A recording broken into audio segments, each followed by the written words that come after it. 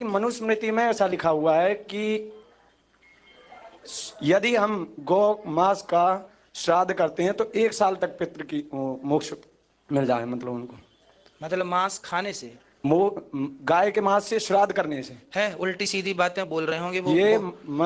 नहीं, ये लिखा भी है मैंने। अगर गाय हमारी माता है तो उसके हत्यारों को फांसी कोई और क्यों देगा भाई? गुजारिश है कि वो अपनी तस्वीरात पेश करें। इस महान कार्यक्रम के आयोजक गण, आगंतुक अतिथिगण एवं धर्म प्रेमी सज्जनों,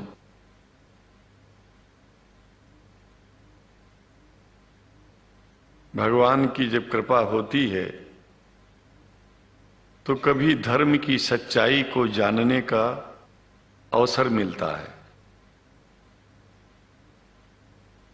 मुसलमानों के बीच में लगातार कई वर्षों से हम जा रहे हैं और भारतवर्ष में एक नई प्रथा का प्रारंभ किया मैंने कि जब जगत गुरु शंकराचार्य भी मुसलमानों के बीच में जाकर के उनके प्रेम को समझ सके और इस्लाम की सच्चाई को जान करके इस्लाम को सारी दुनिया में एक इंसानियत का सबसे बड़ा पाठ सिखाने वाला धर्म मानने के लिए लोगों को समझावे।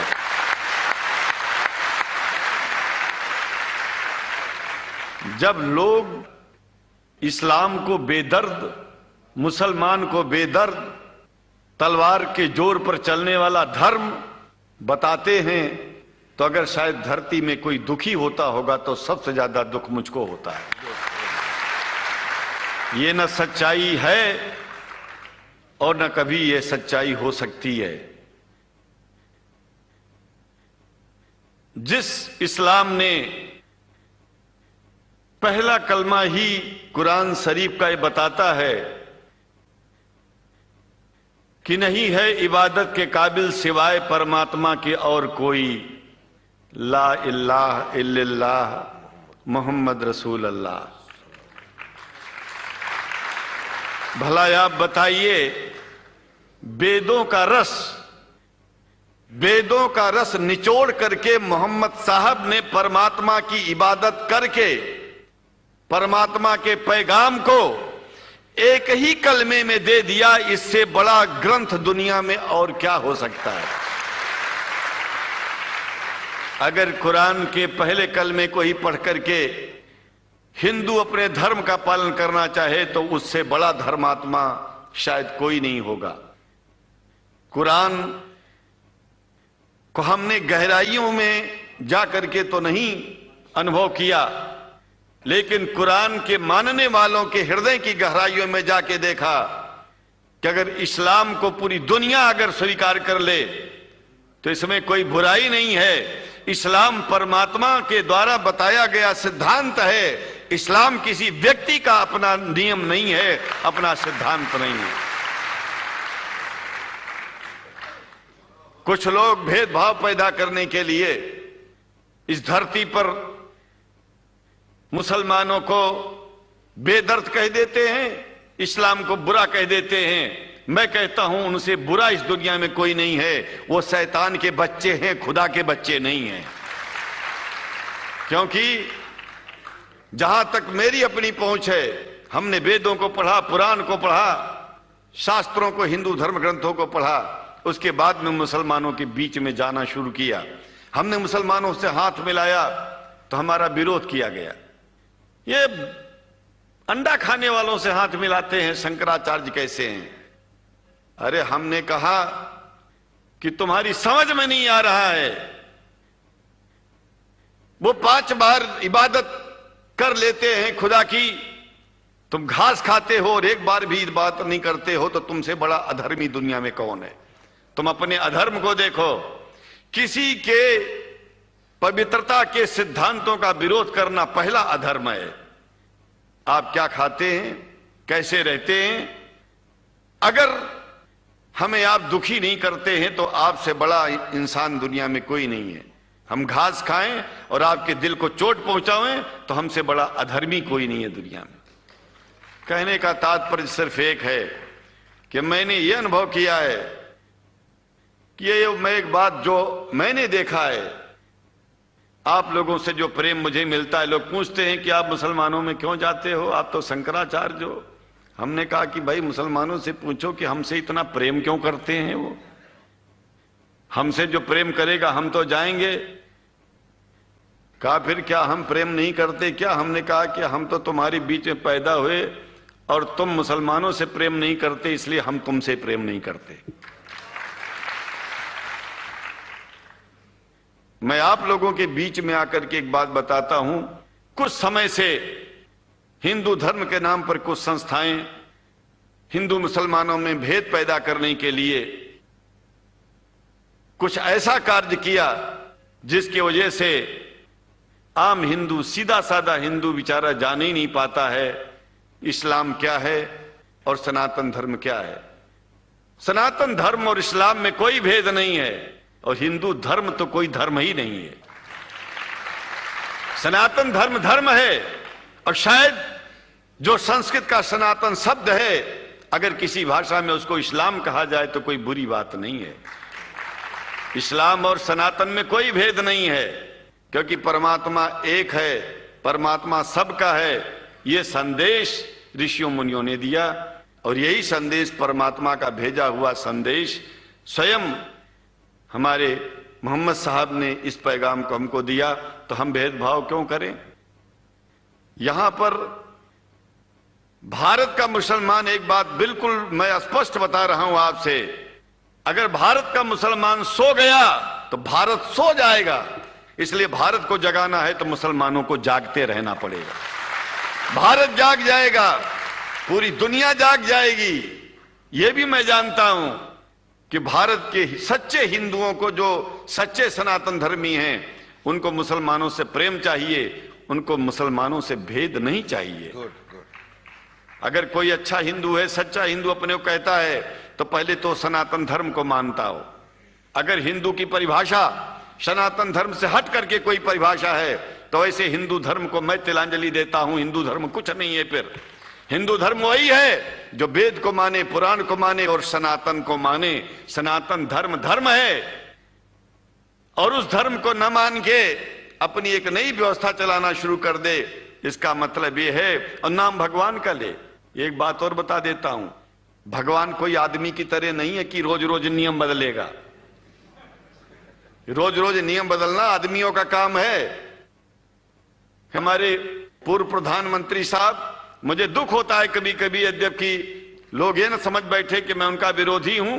विरोधी नहीं हूं, लेकिन उनको खुद सनातन धर्म की परिभाषा नहीं आती है। विदेश में जाकर के हिंदू धर्म की गलत परिभाषा कर दी है। और हमको सबको ये दुख हुआ कि किस स्कूल में जाके पढ़े हैं ये। धर्म के बारे में बिना पढ़े हुए धर्म के बारे में बोलना गलत है।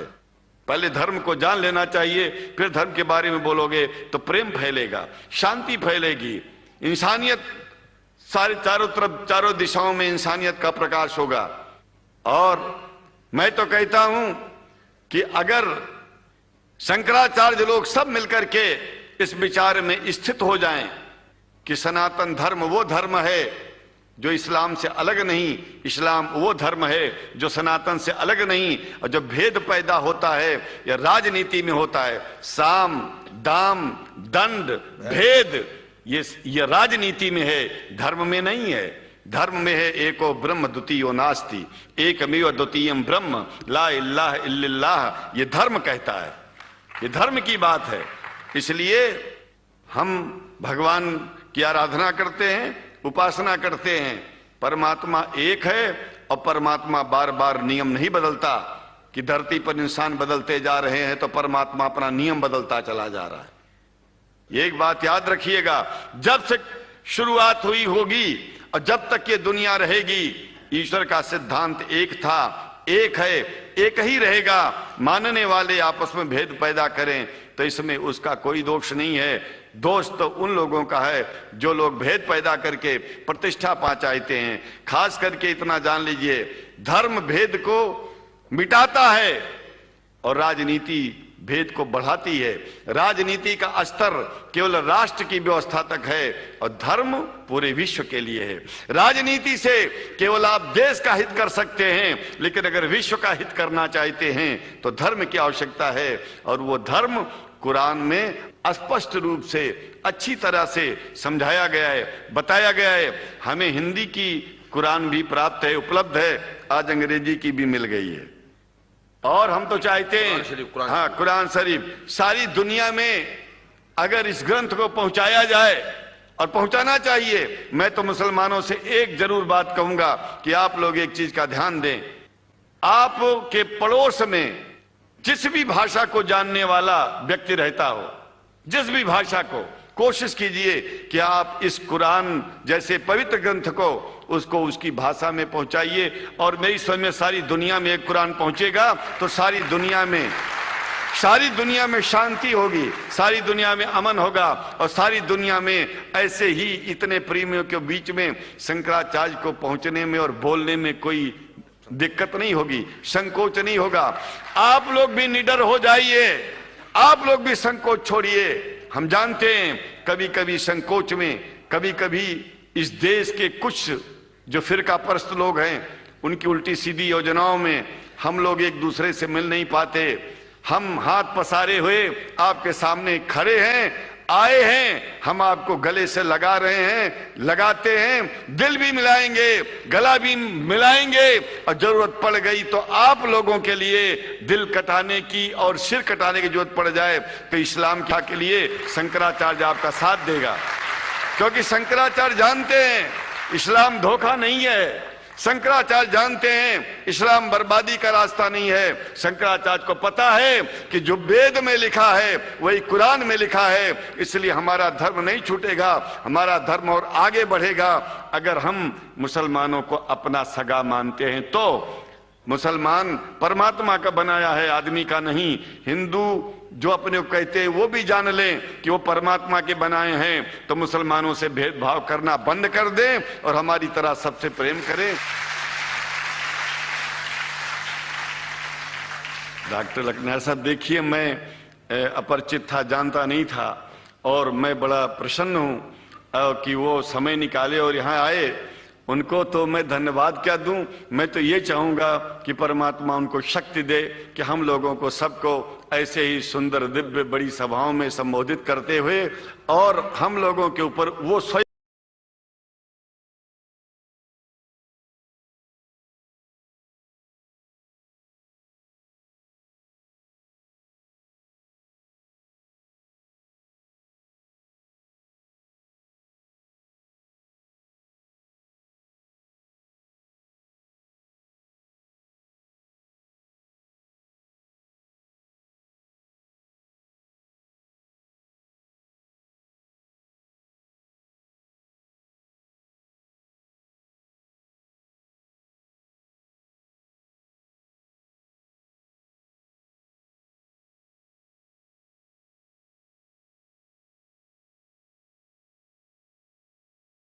बातें, बेवकूफ़ी की बातें। अब तुम गधे हो तो बने रहो गधा, मैं गधे का इलाज नहीं मेरे पास।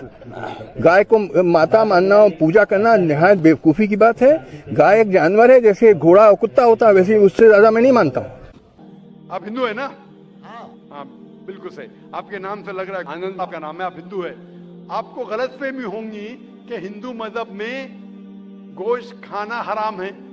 आप जब हिंदू मजहबी किताब पढ़ते हैं, आपकी मजहबी किताब में लिखा है कि गोश्त भी खा सकते हैं, मांस भी खा सकते हैं और बीफ भी खा सकते हैं, गाय का गोश्त भी खा सकते हैं। आप जब पढ़ेंगे मनुस्मृति चैप्टर नंबर 5 अध्याय नंबर 5 श्लोका नंबर 30 में लिखा है कि अगर खाने वाले जानवर, अगर खाने वाले मखलूक उस चीज को खाती है जो खाने वाले जानवर है, तो आप कोई गुनाह नहीं कर रहे, क्योंकि ईश्वर ने कुछ मखलूक को बनाया है खाने के लिए और कुछ मखलूक को खा जाने के लिए। Some to eat and some to be eaten. तो अगर आप खाने वाले जानवर खाते हैं तो गुनाह नहीं कर रहे। फिर आप जब मुताला करेंगे महाभारत का, महाभारत में अनुशासन पर्व में अध्याय नंबर 88 में युधिष्ठिर, पांडव के 5 भाई थे। आपने युधिष्ठिर का नाम तो सुना होगा। युधिष्ठिर जो पांडव के 5 भाई थे, युधिष्ठिर पांडव में सबसे बड़ा भाई था। वो पूछता है भीष्म से कि हम यज्ञ में, पूजा में क्या खाना दे ताकि हमारे परदादा खुश होंगे। तो भीष्म कहता है अगर हम यज्ञ में, पूजा में चावल, बार्ली, सेब, भाजी पाला देंगे तो हमारे परदादा 1 महीने के लिए संतुष्ट रहेंगे। अगर हम मछली देंगे तो 2 महीने के लिए, अगर गोश्त देंगे 3 महीने के लिए, अगर खरगोश देंगे तो 4 महीने के लिए, अगर बकरी देंगे तो 5 महीने के लिए, अगर सुअर देंगे तो 6 महीने के लिए, अगर परिंदा देंगे तो 7 महीने के लिए, अगर हिरन देंगे तो 8 महीने के लिए, अगर बैल देंगे तो 11 महीने के लिए, अगर गाय देंगे तो पूरे 1 साल के लिए हमारे परदादा संतुष्ट रहेंगे। 1 साल। दूध की बात कर रहे हैं सर। आप बफेलो देंगे, बफेलो तो 12 साल के लिए, अगर राइनोसरस देंगे या रेड मीट, लाल गोश्त, तो हमारे परदादा हमेशा के लिए संतुष्ट रहेंगे। पूरा मेन्यू है महाभारत में, हिंदू किताब में पूरा मेन्यू है। क्या चाहते हैं? भाजी पाला, मछली, गोश्त, खरगोश, हिरन, बीफ, बड़े का छोटे का सब है। आप अगर वेद पढ़ेंगे, वेद में भी लिखा है कि संत और साधु गोश्त खाते थे, गाय का गोश्त भी खाते थे। फिर आप क्यों कहते हैं कि गोश्त खाना हराम है? क्योंकि बहुत से हिंदू लोग बाकी मज़ाहिब से प्रसन्न हुए। मजहब से प्रसन्न होने के बाद कुछ मजहब मानते अहिंसा में, और वो समझते हैं कि जानवर को कत्ल करना गुनाह है। क्यों? क्योंकि जानवर में जान है, बाजी पाला में जान नहीं है, पेड़ पौधों में जान नहीं, इसलिए बाजी पाला खाना गलत नहीं है, लेकिन जानवर खाना गलत है। आज साइंस तरक्की कर चुका है और हम जानते हैं कि पेड़ पौधों में भी जान है, तो उनकी लॉजिक जरा बदल गई। हाँ जाकिर भाई, हम जानते हैं पेड़ पौधों में जान है, लेकिन पेड़ पौधे, उनको दर्द का एहसास नहीं है, उन्हें दर्द नहीं होता। पेड़ पौधों को दर्द नहीं होता है और जानवर को दर्द होता है, इसीलिए जानवर खाना बड़ा गुनाह है, पेड़ पौधे खाना कम गुनाह है। आज साइंस फिर से तरक्की कर चुका है। तरक्की करने के बाद साइंस ये कहती है कि पेड़ पौधों को भी दर्द होता है, लेकिन उनकी दर्द की आवाज आपको सुनाई नहीं देती। हम इंसान सिर्फ 20 साइकिल्स और 20,000 साइकिल्स के दरमियान फ्रीक्वेंसी में सुन सकते, इसके नीचे, इसके ऊपर नहीं सुन सकते। वो चीखते हैं लेकिन हमें उनकी आवाज सुनाई नहीं देती। तो एक शख्स ने मुझसे सबसे ज्यादा बहस किया और कहा कि जाकिर भाई, मैं मानता हूं कि पेड़ पौधों में जान है, पेड़ पौधे को दर्द होता है, लेकिन पेड़ पौधों में सिर्फ 2 या 3 सेंसेस है, जानवरों में 5 सेंसेस है, इसलिए जानवर का कत्ल करना बड़ा गुनाह है। तो मैंने उससे पूछा कि अगर आपका भाई पैदा होता है 2 सेंसेस कम के साथ, वो सुन नहीं सकता है और बात भी नहीं कर सकता है, गूंगा है और बहरा है, जब वो बड़ा होता है और अगर कोई इंसान उसका कत्ल करता है, तो क्या आप जाके कहेंगे जज से, मिलॉर्ड कातिल को कम सजा दो क्योंकि मेरा भाई गूंगा था, बहरा था, वो सुन नहीं सकता था, बात नहीं कर सकता था? आप तो कहेंगे कातिल को डबल पनिशमेंट दो, मेरा भाई तो मासूम था, ना सुन सकता था ना बात कर सकता था। आप अगर मुताला करेंगे मजहबी किताबों का और साइंस का, गोश्त खाना कोई गलत नहीं है, और मुझे खुसूसन कोई गिला शिकवा नहीं अगर गैर मुस्लिम, अगर हिंदू गोश्त नहीं खाते, मुझे कोई गिला शिकवा नहीं। क्योंकि अगर सब हिंदुस्तानी गोश्त खाने लगेंगे तो हिंदुस्तान में गोश्त का भाव बढ़ जाएगा। आज महंगाई का जमाना है, पेट्रोल का भाव बढ़ रहा है, सब हिंदुस्तानी गोश्त खाने लगेंगे तो गोश्त का भाव भी बढ़ जाएगा। तो मुझे कोई गिला शिकवा नहीं आप अगर गोश्त नहीं खाते, लेकिन अगर आप ये कहेंगे कि गोश्त खाना गलत है तो आपको आपकी मजहबी किताबों के बारे में नहीं पता है और साइंस का भी नहीं पता है। अगर आप कहेंगे किसी की जान नहीं लेना चाहिए तो आप 2 मिनट भी जी नहीं सकते। हम जो सांस ले रहे हैं ये जर्म्स है, जर्म्स में भी जान है, आप सांस लेने से उनका कत्ल कर रहे तो आप जी नहीं सकेंगे। इस्लाम में ये है कि जो चीज की इजाजत है वो आप खा सकते, जो हराम है उसको नहीं खाना चाहिए। इसीलिए मैं हवाले देता हूँ। मैं कोई आलिम नहीं हूँ, मैं कोई पंडित नहीं हूँ, मैं अपने आप को तालिब इल्म कहता हूँ, लेकिन मैं हमेशा हवाला देता हूँ। तो किसी को भी शक है, किसी को भी शुबा है, तो घर पे जाके चेक कर सकता है, या इंटरनेट पे जाइए, आप टाइप करो, वेद भी इंटरनेट के ऊपर है, कुरान भी इंटरनेट के ऊपर है, टाइप करो, रेफरेंस टाइप करो, आपको हवाला मिल जाएगा।